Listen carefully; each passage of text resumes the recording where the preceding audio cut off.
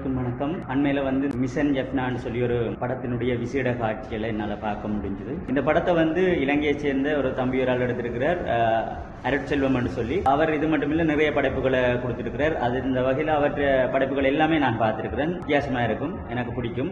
அதுல என்ன முக்கியமா சொல்லணும்னு சொல்லிச்சுன்னா, அவரை படைப்புகளை பார்த்து கொண்டிருக்கக்குள்ள நான் கெஸ் பண்ணுவோம், இப்ப அடுத்தது என்னதான் வரப்போகுதுன்னு சொல்லி நாங்க கெஸ் பண்ணிக்கல. அவர் அது இல்லாமல் வேறு ஒரு காட்சி உண்டு அங்க வைப்பார். கதை வேறு ஒரு கோணத்துல போகும்.